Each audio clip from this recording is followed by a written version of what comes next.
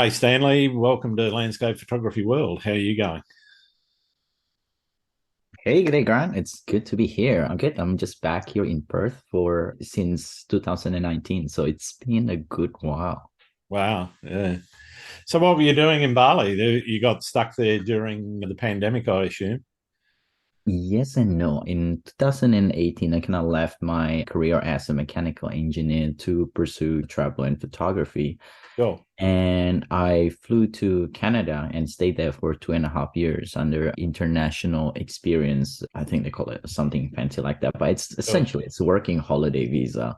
So yeah, that was incredible because I get to explore the Canadian Rockies and I get to learn a whole bunch of adventures like backcountry snowboarding, avalanche training, and so forth. So Awesome.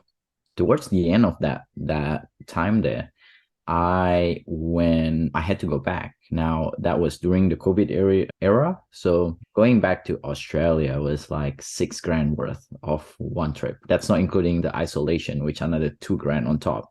Wow. And my grandma was getting old at that time. She was 98 at that time. And I decided I want to go back to Indonesia, not only because it's cheaper, but also to visit her because Sure. I don't know when else I'm going to be Well, able to that's it. visit. Yeah, Yeah, you know how long we got locked out here in Australia, which exactly. was a really good decision because earlier this year she passed away, so I get to spend her last year with me, and that's great. So yeah, Nice. that's a little bit of story. So I'm just settling myself there for now. I'm not sure when I'm gonna start traveling again, whether I'm gonna make Bali as the base, but I'm pretty much nomadic. I live off my luggage. I don't need anything else apart from my backpack, and my laptop bag, and that's pretty much it. Wow. Okay. So, talk to me. Why have you got this passion for getting out into the world and traveling around? And why become a nomad? And why landscape photography as part of that? Yeah, Is it the nomadic life that attracts you, or is it the photography that attracts you and makes you do the nomadic life? yeah, it's interesting, right? Because it's chicken and egg, right? Which one's Hmm. first? But for me, I didn't start photography for a little while. I started traveling, right? And I didn't even traveling at that time. I grew up on a fairly low income family, and my parents was working their ass off, right, to get us by. So when I got job and stuff, all I think about was like saving, get like nice things, right? Because that's what I didn't get to have when I was a kid. Now, 6 years in, actually earlier than that, about 2, 3 years, I had this bad breakup with my girlfriend at that time. And I didn't like traveling, but I just felt stuck. Yeah. And I was like, I had to go back for my grandma birthday at that time. And I decided to spend just a few days longer in Bali.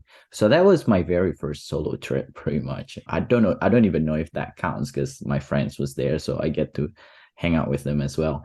But since then, I've been to 25 countries. Ever since I had that breakup, I have been to 25 countries. And the big changing moment is when I traveled 5 weeks in Europe.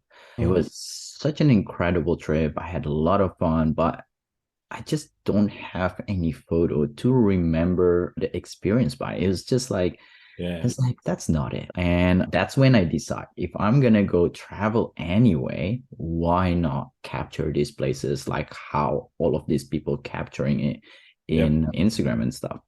I start thinking what to get, how can I improve and stuff like that. But the big thing that really pushed me was when I saw one of the local photographer here. Actually, he's a legend in astrophotography, and I saw his photo, just a panorama of Milky Way curving above one of the sand dunes here in Western Australia. Yep. And then I saw that I was like, I want to be able to take photos just like that. So ever since then, it was just everything that I do. It was how I can get there. How can I Yeah. take this Yeah. photo? Yeah. And over time, that kind of just developed. And I realized around 2016, I Mhm. realized that if I want to be able to go to all of these places and capture and see all of this beautiful scenery, landscape, and capture them with my camera, working full time is not going to cut it because I'm not going to have the time to do that. Yep. And mind you, right, at that time, I used to have this calendar on my wall at work. And I used to book like a year in advance. So as soon as the schedule of the flight tickets out, I already know. And Sure, sure. I would just use all of the work, the holidays and school holidays and all stuff and line it up to save all of my leave. But yeah, that's pretty much how I got to it. And over then, it just developed. Like I fall in love with adventure, start summiting mountains, doing kind of night hikes and stuff like that. And it's just about curiosity of what is that? And you give it a try. And at some point, it's either a yes or a no. And for me, that's how I curate my life to this point is, okay, I don't know what I'm going to do, but I'm just going to try it. And then if it's a yes, then I'm going to keep doing it. If at some point it become a no, then I'm just going to drop it and move on.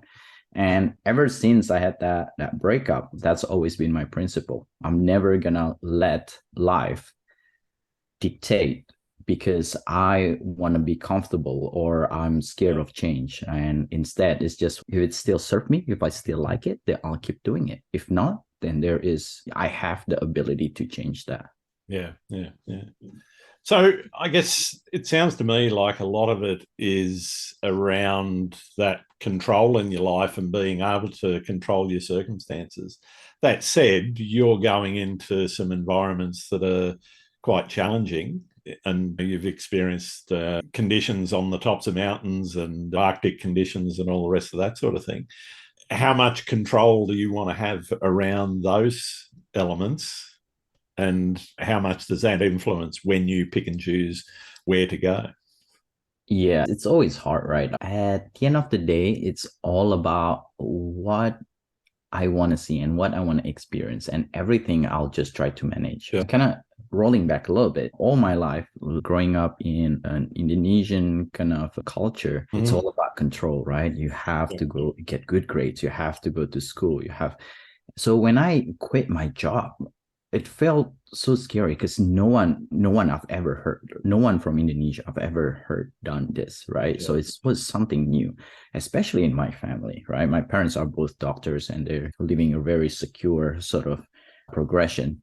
Yeah. So when I quit, it becomes about embracing the change, embracing the challenges, embracing the pain, right? So one of the hardest hike that we had was going up this mountaintop because we want to see the aurora.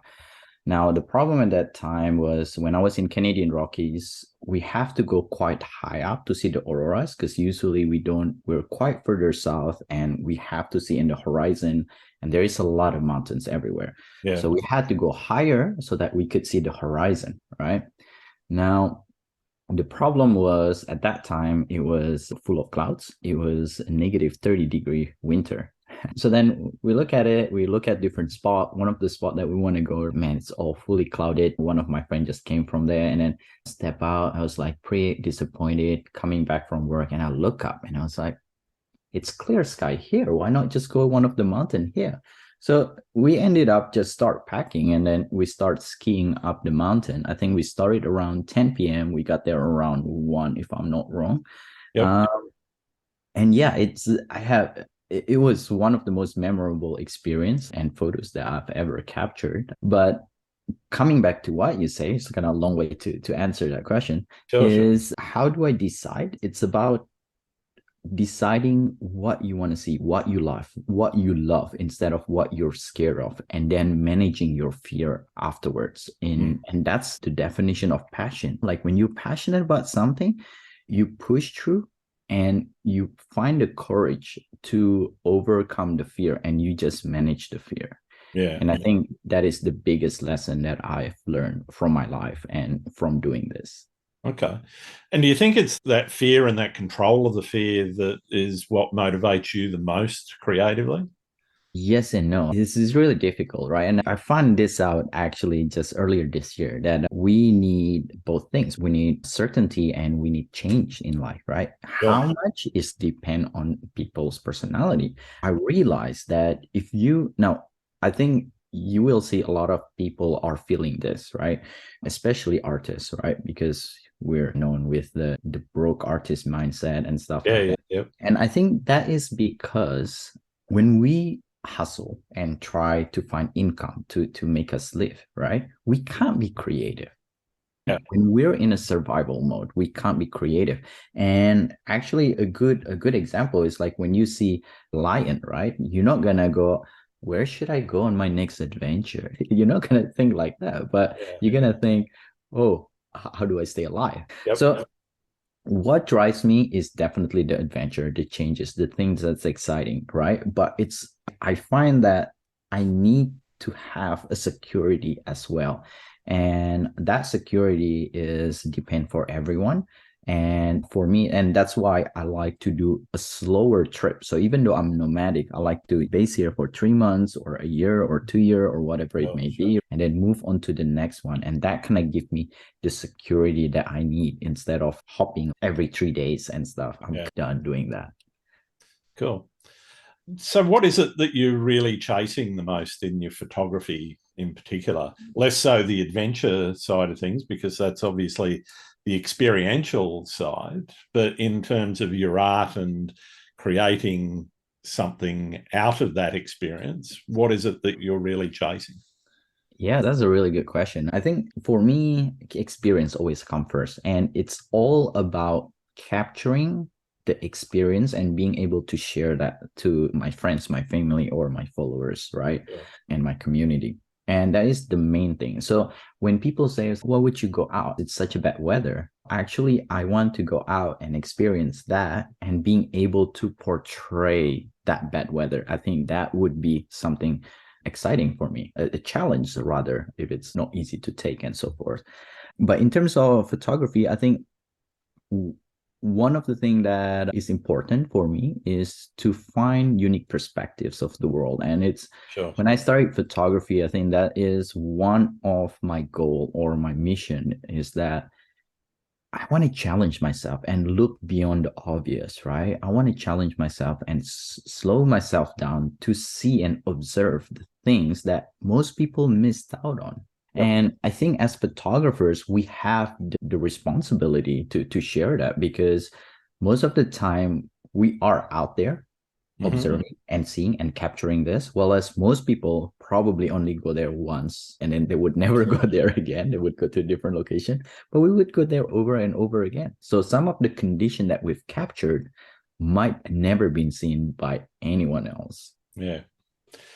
So do you think it's important to, and do you have projects that you work on and goals within those projects? Or do you tend to be a little bit more spontaneous in how you develop your work? Yeah, that's interesting because I do have project, but my project revolves around the destination and the experiences. Yep. So for example, one of my goal in Canada was to be able to capture aurora and Milky Way from the summits, and that became the project, that became the passion. Yep. And then there was a time where I wanted to not chase, but explore the glacier and the ice caves and stuff like that. And around that, whatever time frame that I have to be able to do that, I would just look and find different places that I can go to be able to find that. So my project are more about the location instead of a certain topic or thing.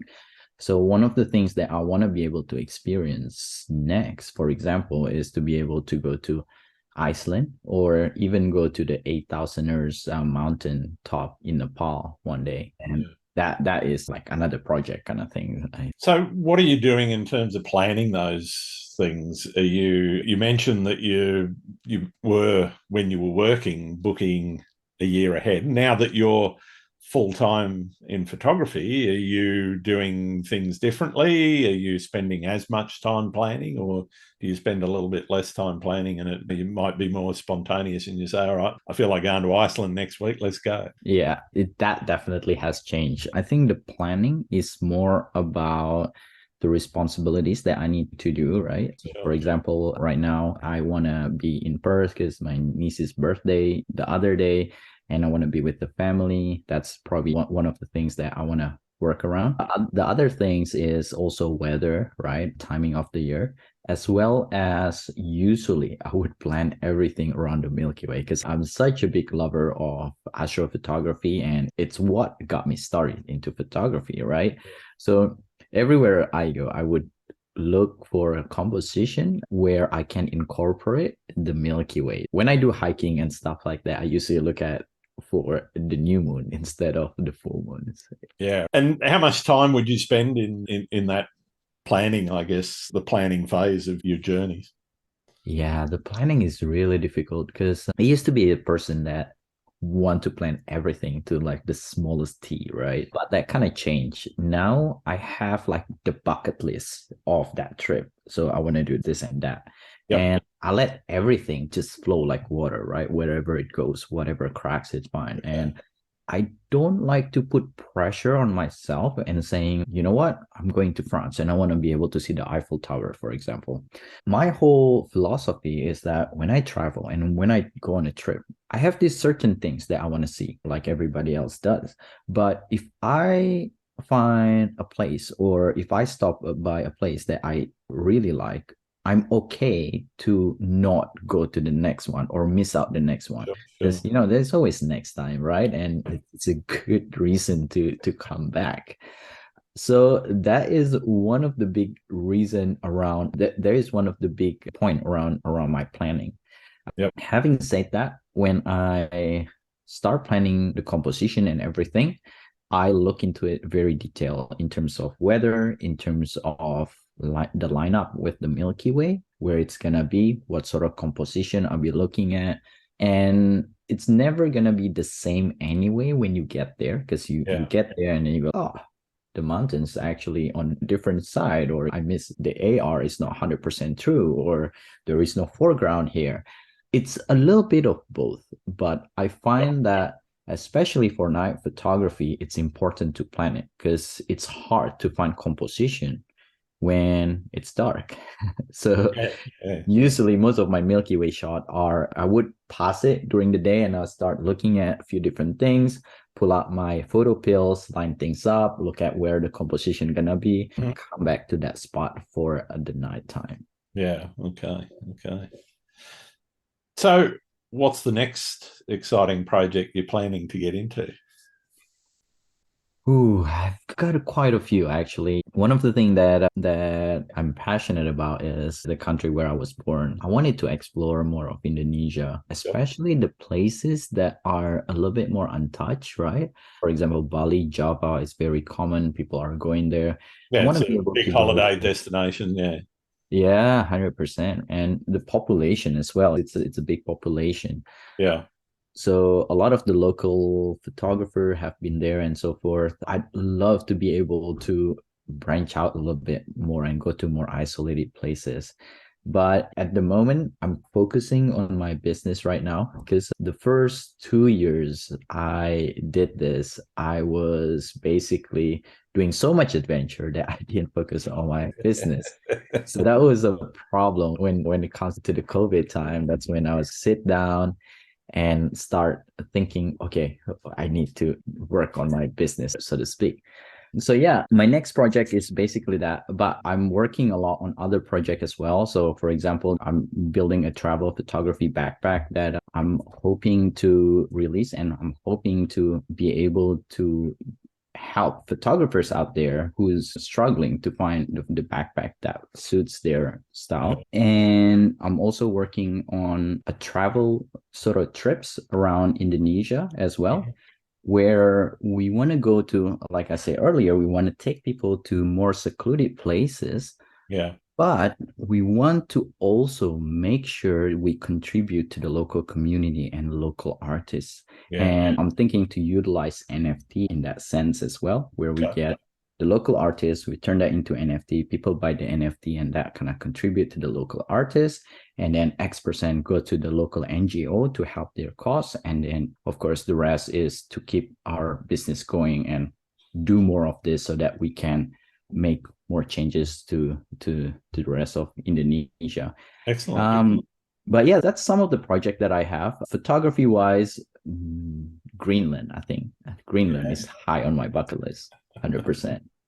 Yeah. I think the opportunities for getting into places like Greenland are started to open up recently, which it's always been somewhere that's been very difficult to get into or challenging to try and get around, I think.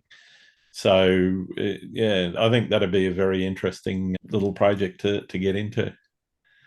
Yeah, Greenland is so I heard or seen Greenland from Paul Ziska. I'm not sure if you Yep. know him, but he's one of my mentor. He's one day I went to his event and then he was like, "Oh yeah, let's set up a coffee meet." And he showed me everything about Greenland. It's like, "Oh, you should go here, you should go here, and then you take this to go here." And I was like, man, it's incredible. And those are actually some of the places that I love to visit because not many people have gone there before, right? Mm. Not many people have seen them. Iceland is beautiful, right? I've seen them over and over again, and I still do want to go there, but I would rather go somewhere that is less untouched and less seen because my goal is to be able to find that new perspective and be able to show people a piece of the world that people haven't seen or experienced before. Absolutely, absolutely. I'm interested also in your approach to photography as it relates to the experience, but also how that sort of transcends into art. And you mentioned being an artist and so forth. Some photographers don't see themselves as artists per se because they're recording and documenting. They're more documentary photographers and they take what they see. Where do you sit on the spectrum between where it merges into digital art, or are you more trying to show something that's a very true representation of what? I think I'm a little bit in between, but one thing that I had a lot of think about this actually when I first started is what makes people a photographer and what makes people non-photographer. And at the end of the day, it's about the definition that they put around that word, right? Art is something that evokes emotion, right? It Definitely. could be, I'm sure you have seen this square, like three squares or whatever with three different colors, and people Yeah, call it art because to some people that evoke emotion. It might not evoke emotion to you personally, and you go, this is ridiculous, right? But other people relate to that and evoke their emotion.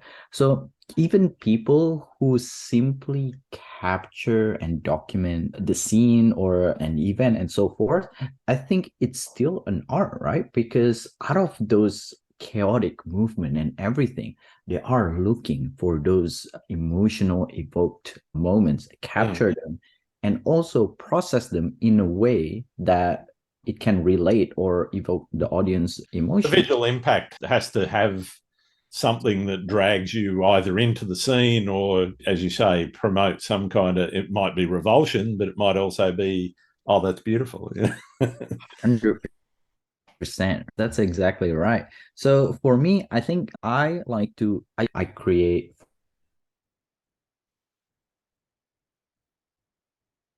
for example, I take the Milky Way and most of my photos and Milky Way shots is actually single shot. I don't even do focus stacking, or I do some of them, but I don't do much of them. And one of the main reason about that is because I feel like if I started to create a composite out of things that you could find on the web and stuff like that, I just become lazy. I know I'll become lazy. And it's like, why bother hiking that mountains? I could just, That's right. do a composite. So one of the motivation for me is just to experience. And I think it's important for every photographers to understand that why. I know some people who love to do composites, and I have nothing against them.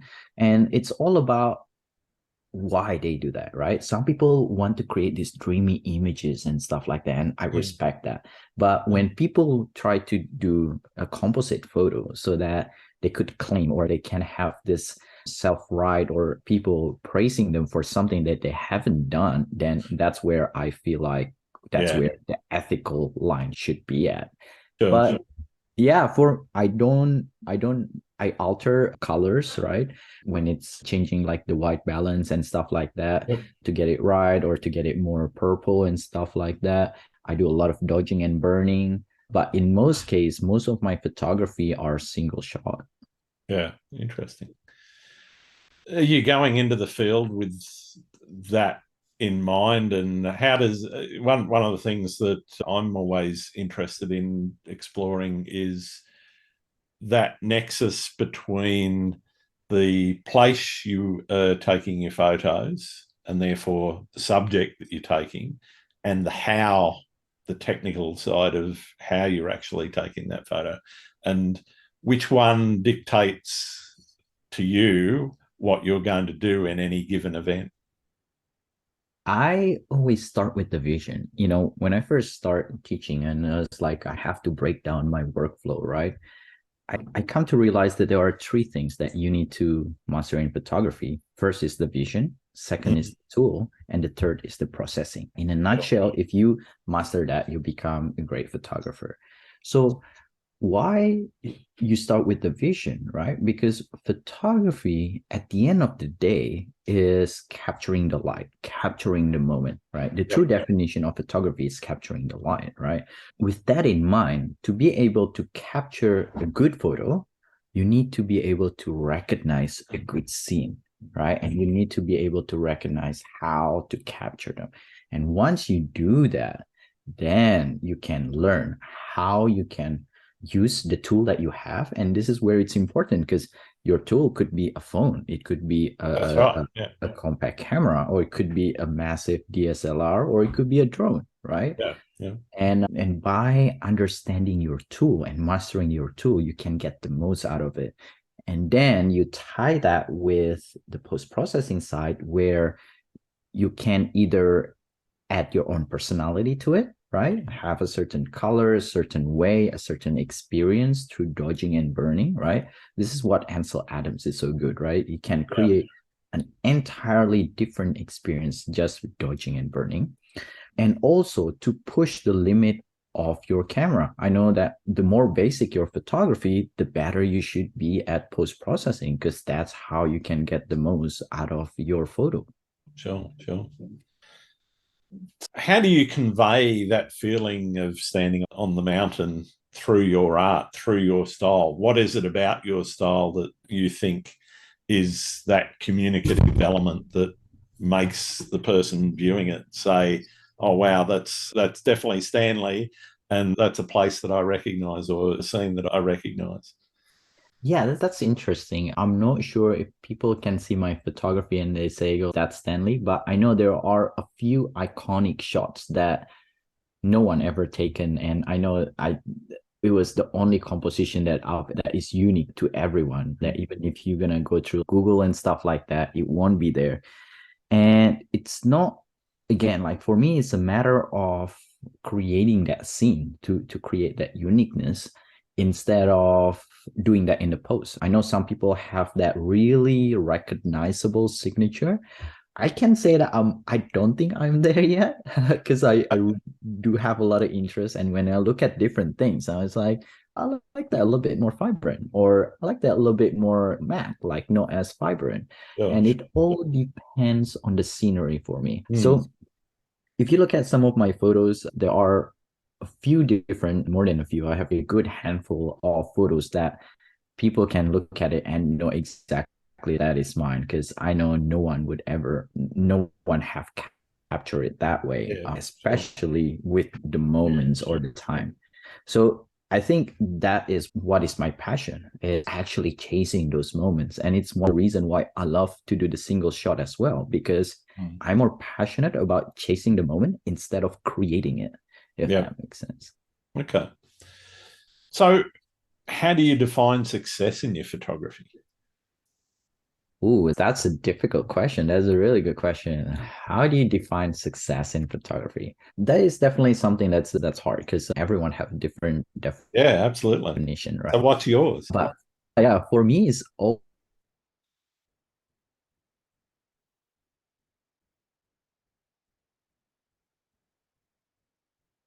always come back to, or a color or a condition that is unique to myself, right? That I truly came out with, because I know it's really easy to fall in the trap of, Oh yeah, person A captured this before in Instagram at this time, at this day, at this season, and it looks beautiful. I want a photo like that, right? Yeah, sure, And sure. I started with that. That's how I started my photography. Yeah, you learn by copying. Otherwise, it's very difficult to go out on your own and develop something from nothing without having seen other work. 100%. But what I didn't know was that should be the learning curve instead of that's what you should be doing. Sure, So sure. I thought that's how people do it. I just you look at what people do and then you capture what they captured and you Yep. just go, yeah, this is mine, which exactly look the same with the next person. So for me, I always the success. Some of the photos that I'm truly proud of is when, for example, this photo, one of my favorite photo is where it was taken in on top of highest volcano in Mount Agung, right? Yep. And we hike up in the middle of the night. It was a really good story leading up to it because we there was two different summit. One of them was a little bit shorter on the east side, and one of them, the true summit, is like kind of go up, you go around the mountain, and then you go another up, and then you get to the summit. So I wanted to go to the true summit, and my friend thought we were going to the other summit. So we're like taking our time, and just before the top, right? Yep. She was like, okay, that's see, it's close. We already see the summit. So that's not the summit. It's like, yes, it is. It's like, no, it's not. And then we look at each other and no. It's when we realized we got every misunderstanding there. But we got there. It was the last season of the Milky Way, the last week of the season of the Milky Way Yep. last year. So in 2021. So Yep. that was the last chance. And the forecast was clouded over. I look at it, I studied it, and I realized that it was a low cloud. So we went anyway. And when we got there, we have one of the most incredible condition because we have this beautiful sea of clouds underneath it and the Milky Way is right above it. And it actually helped a lot because the cloud diffused the light pollution. Without the cloud, I won't be able to see the Milky Way that vibrant. Sure. So I think one of the proudest photography that I've taken is where I have a great story behind it, where I have a great struggle when I went against every odds there is and still managed to find something different because like most people don't want to go out there when the weather's rough or when it looks like it's not going to be a good day, but Yeah. actually you never know until you go out there. No, that's it. I think it's almost always worth going out, maybe not to the top of an active volcano. There's some times when you shouldn't do that. But it's almost always worth going out and getting out into the environment because you never know what you're going to see. It's always a challenge. Yeah, and a lot of my photos that is like one of a kind is because of that. It was negative 40 degrees and everyone was sleeping, and I was like, I'm gonna go out. There's gonna be something good happening, and I managed to see a light pillars, for example, or Yeah, sure. a moon halo, or whatever it may be. And the harsh condition is actually the things that makes things that the one that make things interesting, especially in the landscape photography or adventure photography, because those are the moments that most people, actually everyone, rarely seen because most That's people right. don't go out during the They harsh go and hide. exactly. And it's one of the reasons why I love night photos as well, because it's most people are just sleeping, right? So when they That's see that right. they go like, wow, can you actually see that? It's like you'd be surprised how much you can see. Absolutely. Absolutely. I want to move on. You've got yourself a podcast of your own, and I want to thank you that I was one of your guests recently. Talk to me a little bit about how that started and why you decided to get into podcasting as well.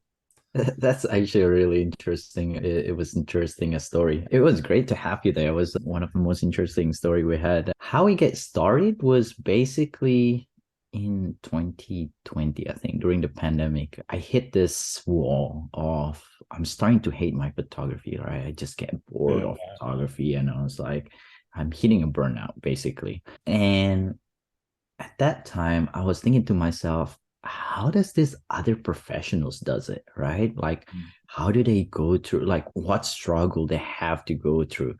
So the main reason why I started the podcast was to battle imposter syndrome by Okay. sharing other people's journey, right? Because just because you see people having 100,000 followers on Instagram, it doesn't happen overnight. I know it's really easy to see it that way, but man, it's a lot of work. They have to be consistent. They have to Yep. post every day. They have to make sure that the post is high quality, the copy, research around hashtags, around everything, right? So there's a lot of things. Now, with the new era of social media, we got this false perception that everything should happen very quick, right? Yep. That you go into Instagram and suddenly you have 10,000 followers. It doesn't happen that way.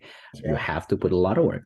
So when I started asking people, other other photographers and so forth, when I start asking people, other photographers and who's been in the industry for a long time, that's when I realized that just because they're very successful today doesn't mean they're not doing anything yesterday. They have been building this over and over again. They have been failing. They have been going through all of the challenges that everyone goes through. And one day something happened and it makes all the difference. And a good example is Kath Simard. And I Yep. know she's a really great photographer. She have a really unique style, really unique eye as well. Like her vision is Sure. just incredible, right?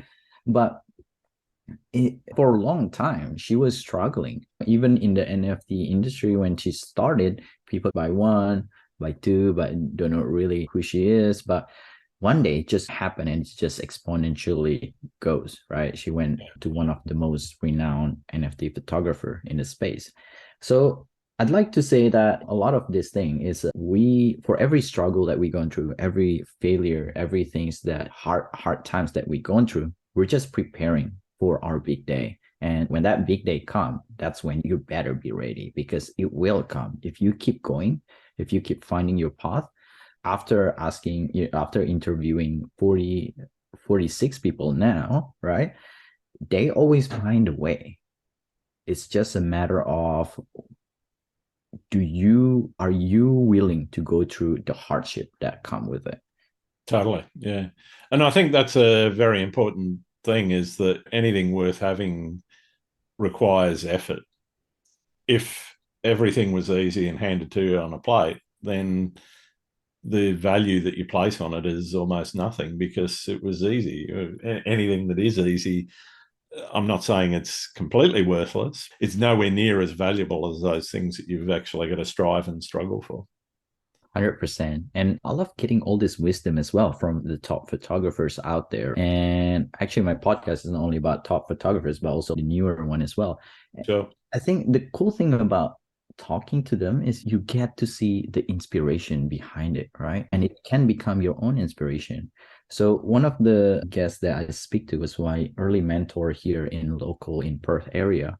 And he says something that I've never forget and something that still drive my passion and my career today is he always asks, don't ever forget why you start photography, right? Yeah. Why you start photography. And that's how you can get out of this imposter syndrome of if you're in the NFTs area, like not having sales for a long time. If Mm-hmm. you're in a photography for sales, then maybe that's gonna make you stop. Yeah. But if you're You in could be in it for the photography, wrong reasons. exactly. If you're in photography for the adventure, man, the adventure never stops. You That's just right. have to find a different way to make sales and find that money. So then it's really important. And I got that from my guests. So it's really important to speak to others and understand other people's journey and see how that can affect you. Yeah. I want to talk a little bit about the business side. So, how are you structured? You mentioned you've got a number of things on the boil, like the backpack, and that you're into NFTs and so forth. What else are you actually doing in your business and working on? And okay, if there's some secrets, don't tell me. But is there anything that you can share with us that sort of gives people a bit of a sense for how the business is structured, how it works, where the money comes from, and how you keep it ticking over? Because for me, one of the things that I'm really interested in I'm interested in learning for myself as well, but sharing that knowledge of how people are actually building up their photography businesses, because a lot of people, when they start out, they've got no real idea about what it is that they need to prepare, what they need to put in place to make sure that their income is always ticking over, and how to diversify their income. And you mentioned a couple of things, but I'm really interested in how you structure that to get your business working. Yeah, it's regardless. I think before we go through this, a lot of people might say doing a photography business is really tough, right? That's one thing that people say. But you also remember doing any business is tough. Starting Yeah, up something, it doesn't matter if you're right? running a milk bar or a pizza joint or Exactly. So making before I kind of craft at home. 100%. Now the question is, which one is worth it? I think that is the biggest question, right? So when I first started my photography, I try everything. I do portraits, I do maternity, I've done real estate, resort. I've tried to be influencer at one point. Basically every photography. I never got into commercial because that was and wedding. That was the two things that I know that I didn't want to get to. Yeah, So, how do you find income from photography? There are so many different ways to get income from money from photography, right? yeah, Now, the big thing that you should do is, like I mentioned earlier, try out a few different things that you think you like, right? And see whether it is as good as you imagine it to be, or are you just looking at the good things and not considering the bad things? that's it. So once you find that out, you try a few different things, and then once you find that out, then stick with it, make it happen, make it sustainable before you take the next thing, right? So if you're in prints, you stick with prints and you keep going, you make an income or whatever goal you want to make from prints, and then you go into the next thing. So that is the main thing. And now for me myself, the thing that I want to focus on is mentorship and teaching, and that's where I do workshops, like 2 days workshop. I do mentorship as well, 3 monthly, 6 monthly. I do one-on-ones if people just have portfolio review that they want to go through, or a certain question, I do that as well, Yep. or in-person meetup. And that's the thing that I want to focus on. Why? Because that's where I find the most fulfillment on. Now, a lot of people can argue, you're in Bali, like doing this wedding photography is really profitable. Yeah, man, like there's a lot of things I could do that is good money. But when I quit my engineering career, I told myself that I would never pick a path based on money itself. It has to be something else that motivates that You could the earn a lot longer more term. money in Like, engineering than you can in photography, easily. exactly. Yeah. If I were gonna do something that I'm not gonna enjoy in photography, then I might as well just stop this and go back to engineering and just do photography as my part-time. It's Yep. no difference in that sense. That's right. So yeah, there's a lot of different ways. You can do prints, you can do NFTs, you can do real estate. One of the easiest one to get started is the thing that people need. So portrait, product photography, real estate, that's usually the easiest one because Yeah, people genuinely need it. yeah, When it comes to prints, it's different because it's about emotion, it's about the luxury yeah. So it's a items. If they luxury want it. purchase. Exactly. Yeah. Yeah. In terms of how you have decided to make that move to photography, you talked a little bit about changing careers from your engineering into full-time photography. How difficult was that decision, and what were you thinking about when you made that decision? What did you weigh up in your mind before you said, okay, that's it? Yeah. It's definitely the hardest decision that I've ever made. And going back to the culture that I was brought on, that was never on the radar. Like I didn't even know that was possible. So when I wanted to do that, when I have the thought of pursuing that, it was something that not even myself, but most people in my families, my circle of friends ever thought of or know that it's possible. Mm. Right. So making that decision of getting that really nice salary from engineering here, working for an aluminum refinery to start over after what was that 29 years was really difficult because for 30 years or 29 years working towards this level, and I got there. I finally Yeah. got there, and suddenly I want to throw it all away to start something new, right? Mm. Now, one of the things that really helped me was this book from Tim Ferriss, right? The 4 Hour Work Week. Yep. And one of the things that he said there, say, just write down the worst thing that could happen. And for me, my biggest fear is financially, what if it didn't work out, right? What Yeah, if you I got to can't feed yourself and find. house yourself. Yeah. Exactly. And the answer was simple. I was like, I used to work in Subway and I used to still save up money to buy motorbike and luxury items. So I was like, it's really not that bad. The worst thing that could happen is just come back to Australia, work part-time or full-time on Subway, Nando's or Woolies or whatever. Yep. And I could look for another engineering job or whatever. So once I face that fear, that biggest fear, then it was an easy decision. It's just a matter of when I'm gonna pull the plug. Yeah. Yeah. So when you decided, what were you putting into place before you pulled the pin? There must have been a bit of a plan to get to that point where you say, okay, today's the day. Yeah, don't do what I do because I didn't have a plan. I'm gonna say what I recommend first, right? I Sure. recommend people to start doing it on a part-time basis. Start doing this, save up a lot of money to at least sustain yourself for at least 2 years, I think 2, 3 years. And the next thing is to go on mini retirement. That's what Tim Ferriss say. And what do you mean by that is take a big break. So let's say you want to pursue full-time photography, right? Take a month break from your full-time job and treat it as if in that month you are the photographer that you want to do, right? Yeah. And see whether or not you enjoy it. If you enjoy it, then right, that's an easy decision. If not, again, you gotta keep finding out what you want to do in the future, right? And it goes with everything. It's not just photography. So I did that, but my whole premise about leaving my work was I want to spend a season in Canada to just go skiing, right? That's one thing. That's a bucket list thing that I have in my life. Sure. And I was reaching 30, which was the cutoff for getting that visa at that time. Now they bump it out to 35. So it was an easy decision on when I was 29. I put on the visa. I thought it was gonna happen. They're gonna come back in about a year or so. They come back in about 3 months and say you got a year before you can come into Canada. Yep. You got any Otherwise, your visa. Yeah.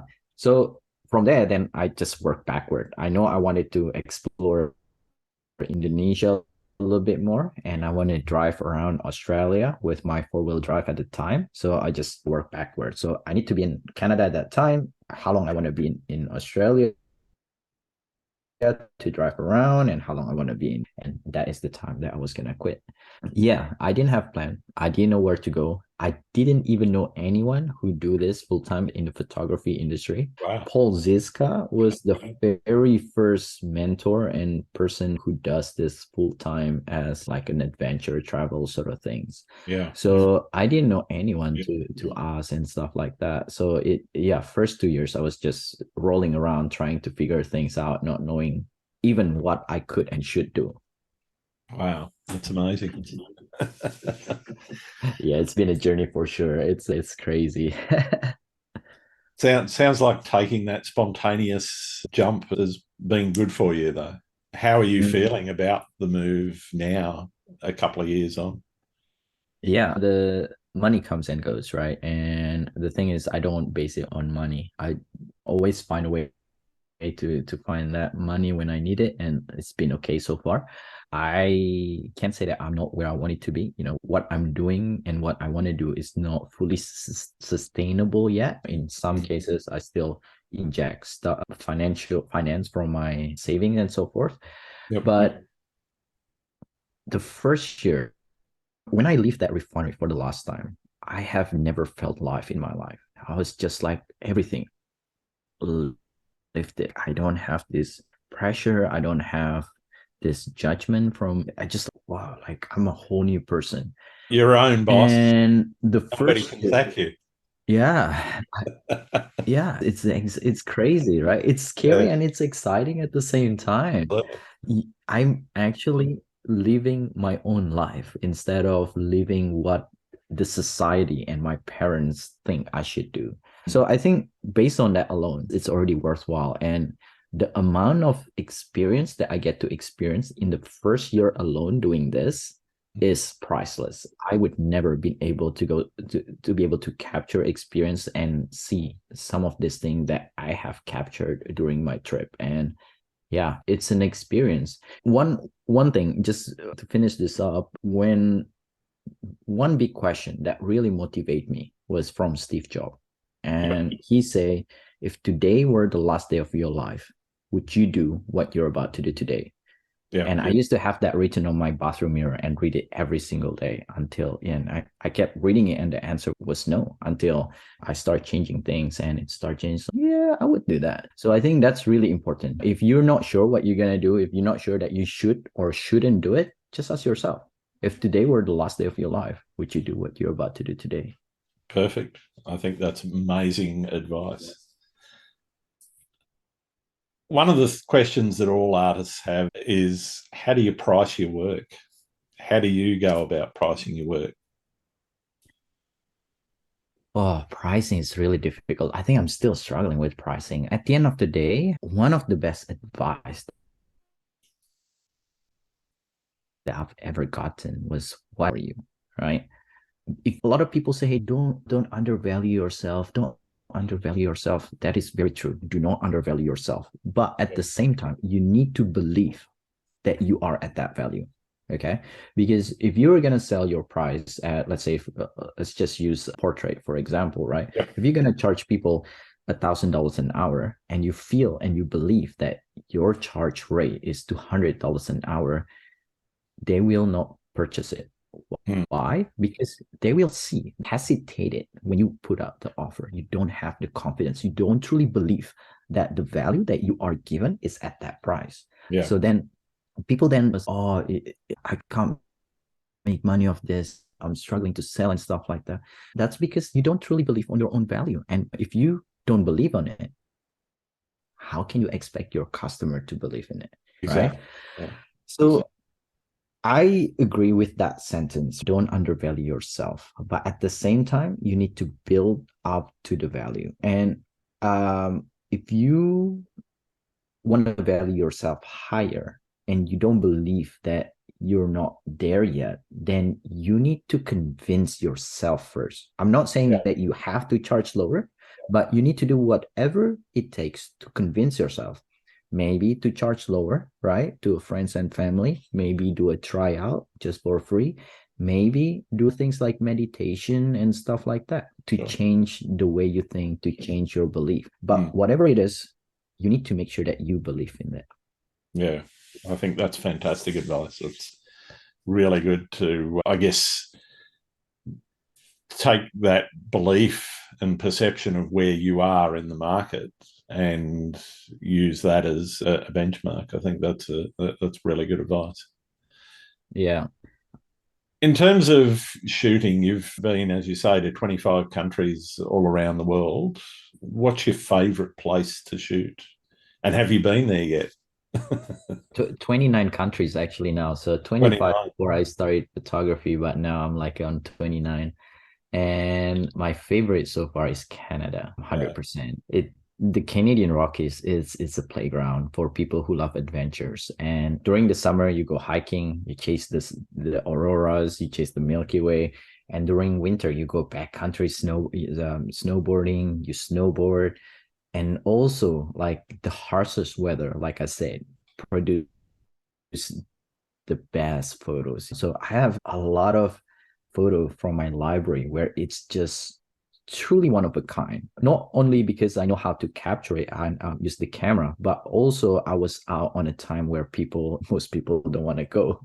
Whereas if you go, for example, in Indonesia, right, in Bali, Yep. that is a lot more difficult because a lot of the places, the weather is about the same. It's just a matter of, is it going to rain or not, right? A little bit hotter, a little bit colder, but it doesn't have the snow, it doesn't have the change of color, it doesn't have the summer color. While as in Canada, it changes so much. Every season is different. And I don't think you could ever get bored there because there's so many things to do, there's so many things to explore, even from one area or one mountain. Yeah. So far, it would be Canada, but yeah, I don't know where I'll end up in the future. But interestingly, one of my favorite road trip is Australia. So it really depends what you're asking. For photography and adventure, Canada so far, but road trip is Australia so far. Fantastic. How far would you travel each year? Sorry, say that again. How far would you travel each year? It depends. I don't have a set things. It's just a matter of what I want to, where I want to go, what I want to see. If it's worth it, and if I feel like it's worth the experience, then I would go.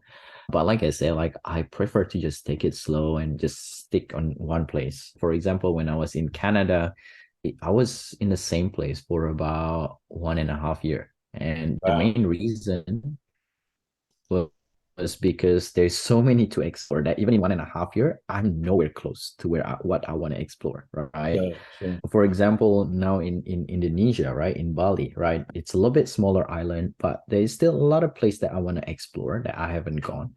And because I'm focusing more with the business side, then the time is a little bit restricted. I think at the end of the day, it doesn't matter how far or as long as the money allows, it doesn't really matter how far or how rough it is. If there is an experience that I want to get out of that, then I would go out there and chase it. Yeah, great. What have you learned about the world through photography? That everything is beautiful in its own way. I think that is the biggest thing that you can, it's just, it all comes back to judgment, right? We are grown up with this judgment and labels. Like you're a landscape photographer, you're a portrait photographers, you're an adventure photographers, and we do need labels so that we can identify To describe what you're doing to somebody, yeah.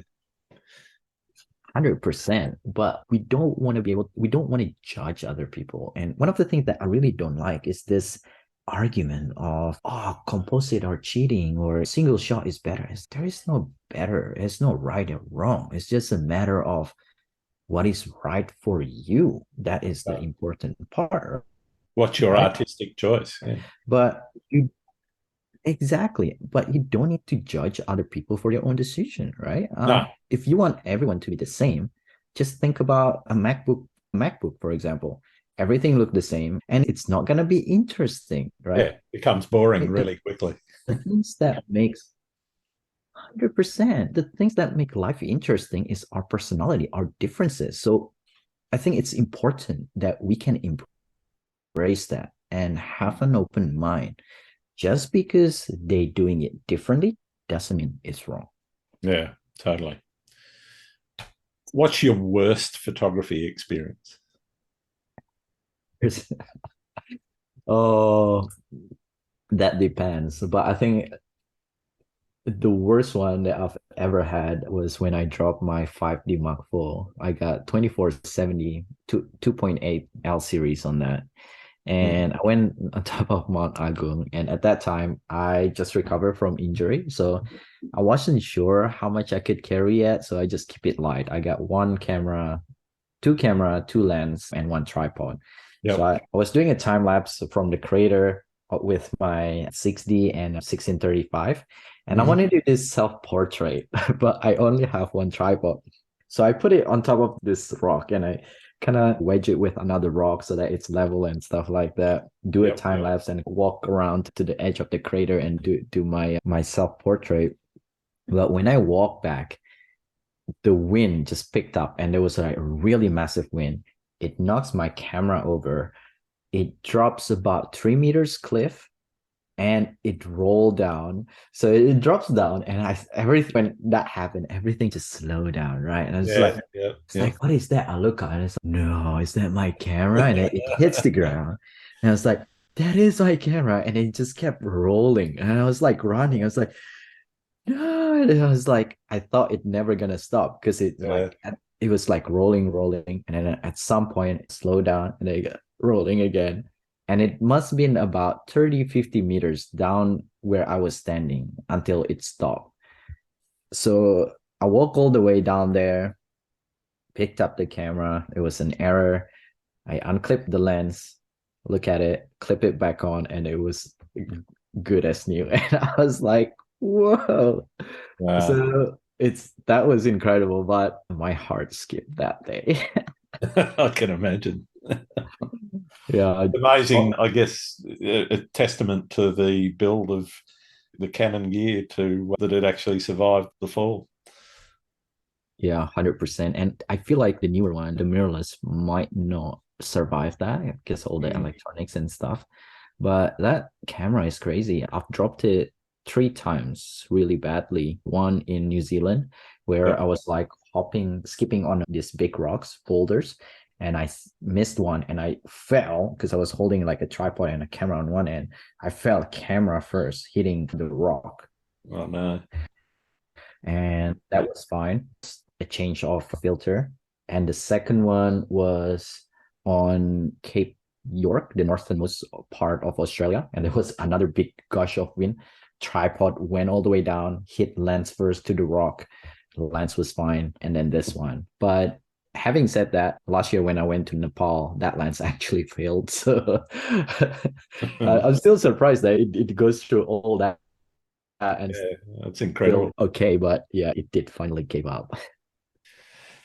You talked a little bit about your process in terms of finding compositions and so forth. What things are you looking for in terms of that? And what do you do when you turn up to a location? You've obviously got a bit of a workflow, or do you just let the landscape speak to you and you work your way around it? Yes. One of the things that I always told my mentee is slow down and observe. When you think about it, the thing that we capture is the things that we see with our eyes, right? Now, our brain and our eyes is the most advanced photography ever, the most advanced camera ever. When you see it, it recognizes it. Oh yeah, that is beautiful. But because it happens so quickly, you have to slow down and reverse engineer it and work and think about what actually makes it beautiful. And then you can use your camera to translate that. So next time you go on a trip, you walk around somewhere and you kind of stop and then you look, oh, that kind of attract me. There's something about it that I really like. Just slow down a little bit and think about what attracts it. Yeah, it might be the colors, it might be the shape, it might be the layers. And all of this is part of a composition technique that you could put together. Yeah, I think in my masterclass, there's about 4. I break it out to 34 that you could put together and create what psychologically we think are beautiful. So once you recognize that, then think about what is the story that you want to tell and how can you capture it with your camera in order to portray what you feel and what you want to tell to the audience. So I think that is the biggest thing, because with the camera nowadays, a lot of them, they're so advanced, you don't need to work too much with it. But the biggest thing that will set your photography apart with 10,000, 10 million other people out there is how you see the world and how you translate that into your photography. Yeah. Great. How about post-processing? Are you one to come back from a trip straight to the computer, upload, get into editing, or do you let it gestate and marinate for a little while and get into it a little bit later? Yeah, post-processing is another thing. I used to not like post-processing, but the more I do it, the more I love it, because it's like experiencing it twice, right? Take a photo of it and then you see it and then you export it. So with the post-processing, I usually It depends. I love to go straight to it. I get excited when I get home, I upload it, and I usually filter out. So I would go through it and find my favorite one Yep. and edit those two. Just because I edit the two, the three, or the five, whatever handful that I really like, doesn't mean there are no good photos apart from that. So usually I come back a little bit later when I have time. But one of the things that I really enjoy is watching a movie, a series, or whatever, right? So not technically not watching because the attention is on your screen and editing.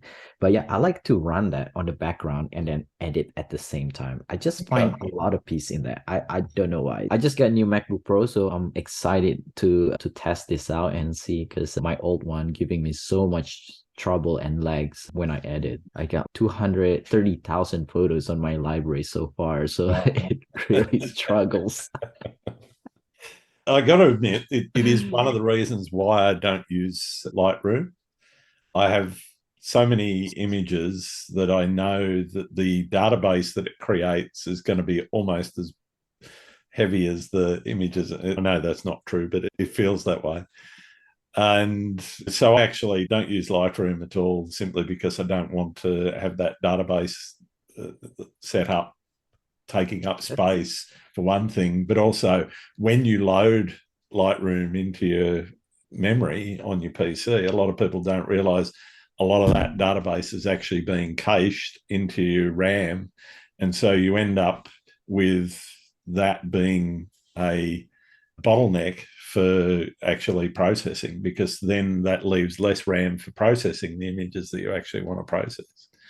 And I know there's some things going on in the background to swap stuff out and everything. It can actually have exactly that problem where your older machines in particular are starting to slow down unless you've got like 64 gig of RAM or 124 gig of RAM. Yeah, you're going to end up running out of space.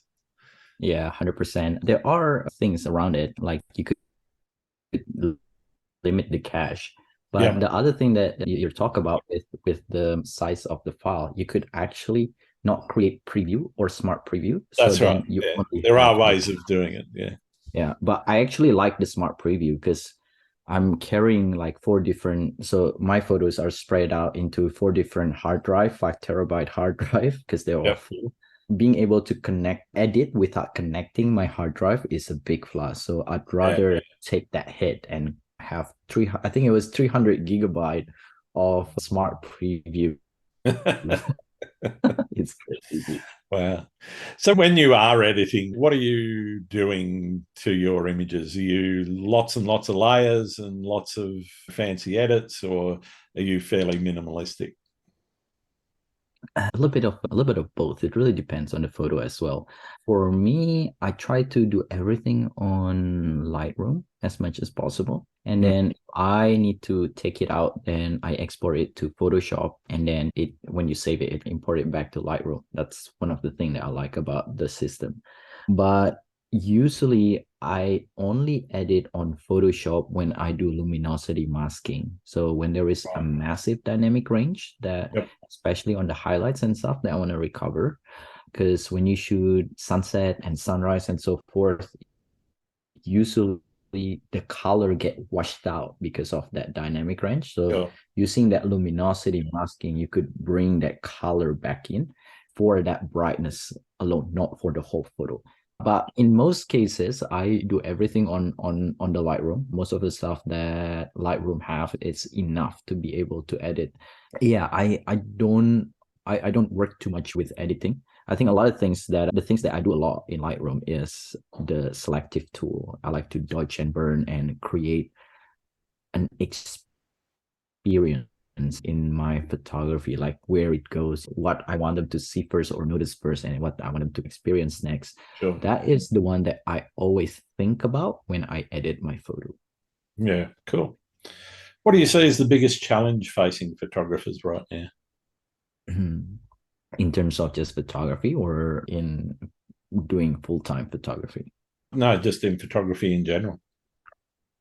The biggest challenge, there is a couple of things. I think the biggest challenge is that people are, so I got this ebook that called The Forgotten Secret of Photography. And it's basically talking about how we forget that photography is about what Yep. most people get so caught up on the gears and having latest gear, latest this, the latest that, but never work and sharpen the way they see the world, the way they visualize things. So I think with the instant culture that we have right now, one of the biggest challenge is the under appreciation of how important our visual and our vision are, because people just expect that expensive camera, expensive phone can just capture it for you. But at the end of the day, like, my camera is sitting on a backpack. It doesn't go out and take its own photo. That's right. You still have to take it out. Still have to point out the things that you want to take photo. But yeah, so with that in mind, I think that is the biggest struggle and challenge in photography. And I think most people don't realize that. Great. What's the future of photography? Oh, this is interesting, isn't it? Start looking at AI and stuff like that.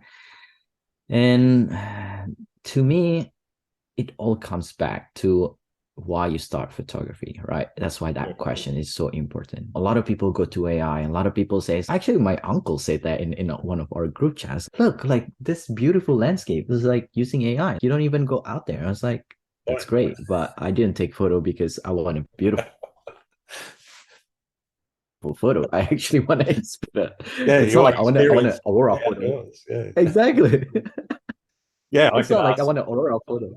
I could ask Sorry, go ahead. Journey to make me a seascape, but it doesn't put the sand between my toes and the water flowing around my legs. 100%, right? It's I like racing motorbike, so I'll just buy a The VR and video, sit on my sofa. It doesn't work like that. The experience is different, and that's it's the right. same with the phone as well. A lot of people say, DSLR is gonna be obsolete. People are still shooting film. It's not always about the photo. It's about the experience you get from taking the photo. So more than ever, I think it's important that people understand and remember why they start photography in the first place, because otherwise they'll get sucked into this media and idealism that people should be this way, should be that way, and so forth. Yeah, totally agree. So, are there any photographers out there that you think I should be talking to? Paul Ziska. He's on my list. Yeah, he's such a humble person. He's a really good person, and he's a great photographer, and he is one of the photographer that I can look and see that I want to strive to be, right? One of the reasons why is because he goes through just basically most of the principle that I say today about going out there. It doesn't matter what the condition are, right? He can spontaneously look at different things and appreciate different things that most people doesn't look at. One good example is like when people go to Canadian Rockies and go to this popular lake called Abraham Lake. People only go there for the bubbles, but he would go out there and find these crazy ice features or crazy shapes or textures and just capture it. And you go like, why didn't I think of that? Or why did 10 million others think of that? And one other thing is that he has such a positive and inspiring voice as well in his message and journey and photography. So if there's one person, there's a lot of people that I can recommend, right? The easiest way is just go through the podcast list. But Paul Ziska is one of the person that I truly admire and I truly respect in this industry. And he always try to give back. He does a lot of causes for ice conservation and stuff like that, because he also loved going to the ice caves and glacier and so forth. Yeah, I think that would be the person.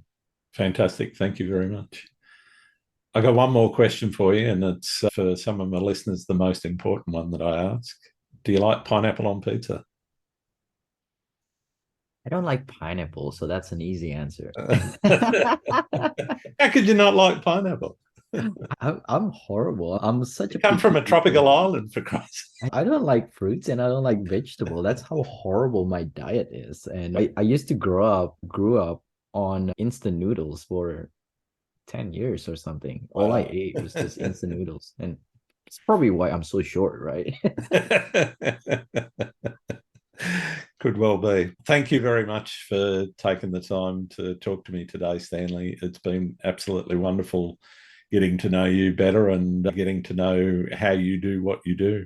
Where can people find your work? Yeah, I appreciate it actually. Thank you very much for letting me share some of this because most of the time I'm where you sitting and get to ask the question instead. But I love what you're doing with the podcast. It's really incredible to see a lot of the speakers and sharing their journeys and stuff like that. So I'm really enjoying this. For most people who want to join the Wicked Hunt, so to speak, and my journey in photography, you can find me on Twitter, Instagram, Faro, as well as Facebook, and it's just Mhm. at the Wicked Hunt, WICKEDHUNT, and the name actually come back to that whole notion why I do photography. The photography is not the main thing; it's the awards that I get when I go hunt for this wicked photos Yeah, and wicked moments. That's why it's called Wicked Hunt. But I got a website as well on the Wicked Hunt. But if you want to chat, if you want to talk, if you want to say hi, Instagram or Facebook or Twitter, it's probably the best to just send me a DM. My DM is open and I might not be able to get to you right away, but I always reply to everyone's DM. fantastic. Thanks very much, Stanley. Oh, and you mentioned your backpack. Any date for when that could be due? Is it next year, the year after, or is it still too early to say? No, it's very exciting. I've got to very close now. We've got into the fifth prototype now. It's crazy. But we're hoping to have this ready this year and release 20 exclusive backpack for the founding members. And we're looking for people who are truly believe on our journey and what we want to make out of this vision. And what you get for being a founding member is you're basically gonna be a grandfather into what we're doing, and you will get to be exclusive. You'll get exclusive access to everything that we're gonna do in the future. You get exclusive price, as well as all the benefits that that gonna come in the future, as well as an early bird price that comes with it. Now, for founding members, we'll also personalize the backpack. So it's going to be like a patch that you could put whatever engraving you want in there, whether it's your photography name, your name, and so forth. But at the end of the day, what we're hoping is to be able to help photographers out there to carry more or get off their stuff, their gifts into Mhm. adventures while minimizing having few different backpacks, hiking backpacks, camera backpacks, and so forth, and having the comfort. I think that is one thing that I can't find from most photography backpack is that comfort when you take it into a different adventures and so forth. Yeah, the brand is called Two Red Tabs. We haven't even done anything yet in there. We've been focusing so much on the backpack itself. Yep. But if that's something that you're interested in, you can get in touch with me and ask questions. And at the moment, for the 20, actually do a one-on-one Zoom meeting with them, showing them the exact features and get any feedback that they have or any objection and so forth from that backpack. But they get like a personalized one-on-one meeting with me to see what the backpack and the experience like. But I Fantastic. appreciate you asking that. Thank you very much, No, Karan. no problem. I didn't want to leave the question unanswered in people's minds about when they could get hold of them. Oh, that's fantastic. Oh, thanks again, Stanley. Thank you very much, Karan. I very much enjoyed this conversation, and hopefully we get to meet and share together in the near future. Absolutely, that'd be fantastic. Really look forward to it. Thanks again for listening to Landscape Photography World. I hope you enjoyed the show and keep listening because I'll be joined by some great guests in upcoming episodes. You can find my work in this podcast at grantswinburnphotography.com. I'm also on Vero, Twitter, YouTube, Instagram, and Facebook. I'm Grant Swinburne. Hope to see you out shooting soon.